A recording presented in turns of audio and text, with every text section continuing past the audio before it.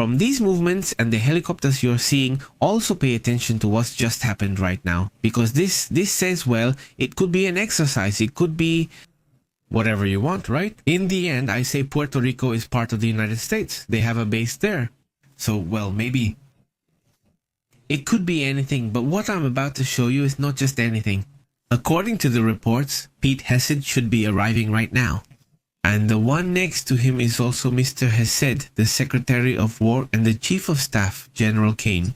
This operator we told you about the other day, the whole summarized biography of this man, very interesting, very key point. Focus on his operational capability, not just the person in the suit waving.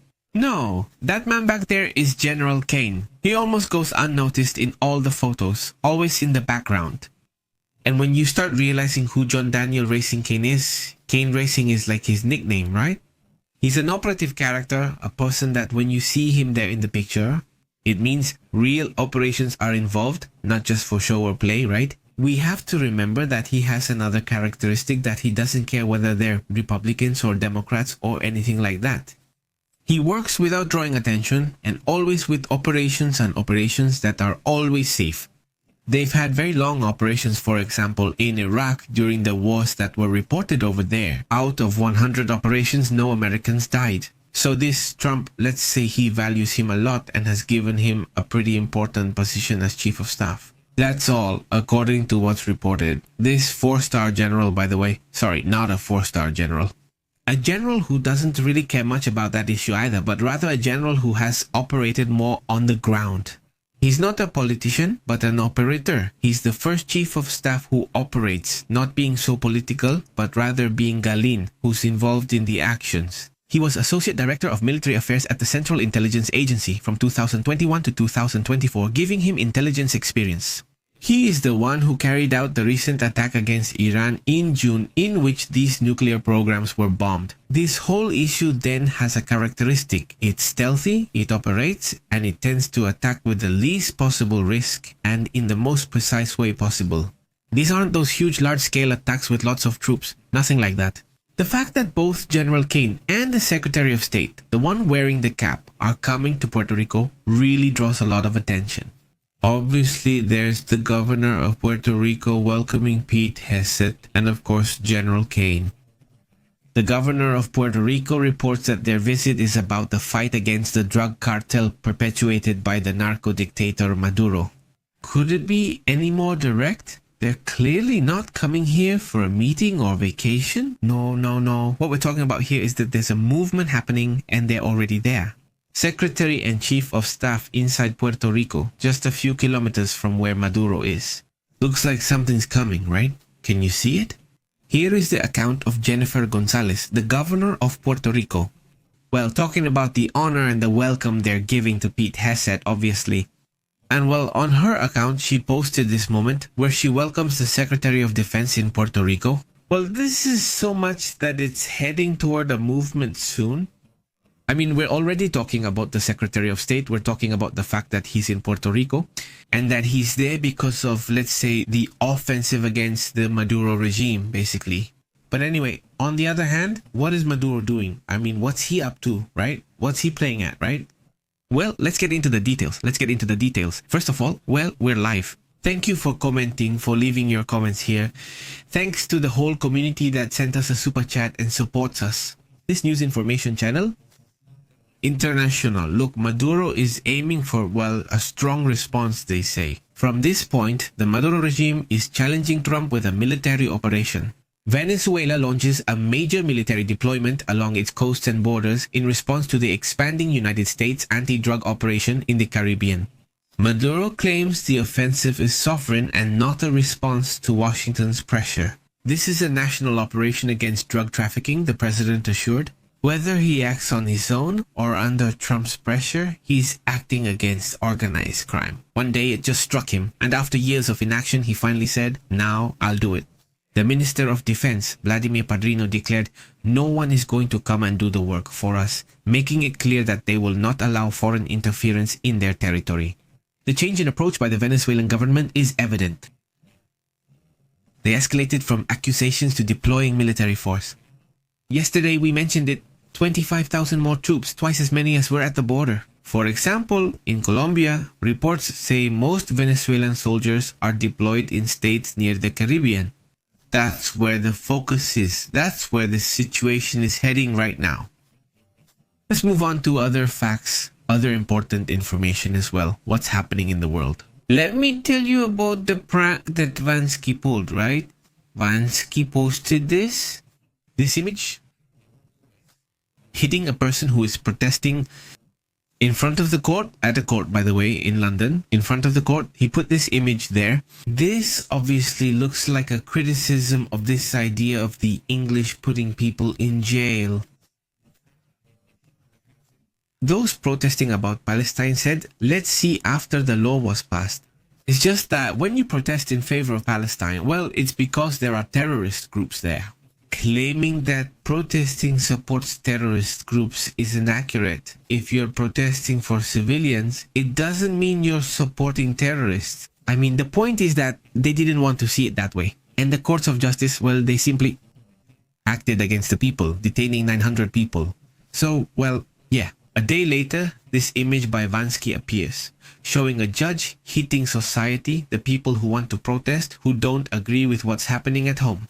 Security officials outside the courthouse covered the mural on Monday with black plastic sheets and 2 metal barriers. And it is being guarded by 2 officers and a closed-circuit television camera. Vansky, well, that's just the style, right? He's been critical on many social issues, and this time, well, I think he hit hard and upset a lot of politicians. Especially because, well, they've immediately covered up this place, this painting, this mural, let's say. By the way, the dollar has skyrocketed in Argentina. It reaches a new record after Milei's electoral defeat in the capital of Argentina, in Buenos Aires. According to today's reports, Monday, September 8, a new record has been reached after the defeat of Javier Milei from Libertad Avanza. The United States currency increased by 80 pesos for public sale at Banco Nación, closing at a new high of 1,460 pesos per unit. Obviously, there are problems. There's a lack of trust right now because of what's happening. What did he say? What did he say? The person in charge of the economy, Luis Caputo, said the following. And that's also important, the reaction. Argentina's Minister of Economy says nothing will change in the economy, fiscal matters, monetary policy, or exchange rates. In other important matters, the FBI is issuing a warning about what's coming. Here's a fight. People, or I think all citizens, want our cell phones, computers, and so on to be secure, meaning as unhackable as possible. To have security because maybe you have, I don't know, your bank account there, you make payments, whatever. So, what's happening is that many tech companies like Apple are encrypting cell phones to the extreme and making them super secure, almost unhackable. And the FBI says, hey, when we want to investigate a suspected criminal, we can't investigate them anymore because we don't have access. Because cell phones are so encrypted now that it's very difficult to investigate. So on one hand, you say, well, that's good in the sense that it's good for technology. I mean, that it really achieves that privacy. But at the same time, you say, hey, but for an investigation, yes, you'd want them to be able to reach a conclusion to find ex-criminal or whatever, right? I mean, that's the part that stands out right now. The FBI is warning that there are risks in this situation. It issues a warning about the risk posed by end-to-end encryption on Apple devices, pointing out that this technology can become an obstacle to public safety. The agency argues that the inability to access encrypted data, even under a court order, creates digital spaces where criminals can operate without being detected. And at the same time, what they don't say is that they're making these cell phones and these devices these super secure for the population.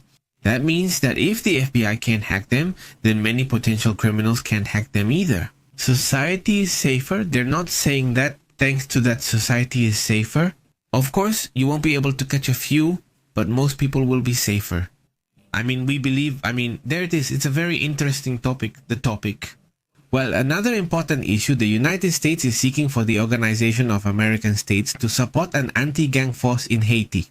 There's no agreement here because Brazil and other countries don't want that. They don't want a force backed by the Organization of American States. Nobody actually does anything, right? When action to bring security to Haiti is needed, they can't agree. Lula da Silva, along with Colombia, Bolivia, and Honduras, are in disagreement. They don't want to support the initiative from the administration of Panama, and from Trump, from the United States and Panama, which they already presented at the United Nations Security Council. This proposal to have an anti-gang force isn't just necessary, it's urgent. I mean, is the government on the verge of collapsing?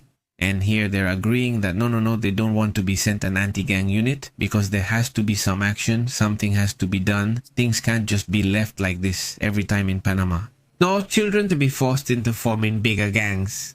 And they're basically creating a kind of child soldiers. They train them to operate against the government basically, and they're operating to do whatever they want to gain power in Haiti basically. The United States representation at the Organization of American States led an unprecedented diplomatic effort to get the regional forum to support the creation of a force to suppress gangs, this in Haiti. Lopez thinks he would have left him.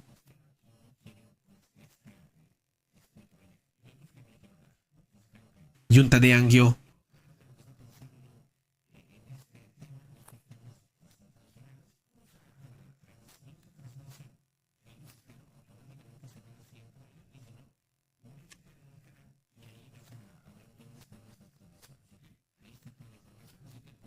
Committee.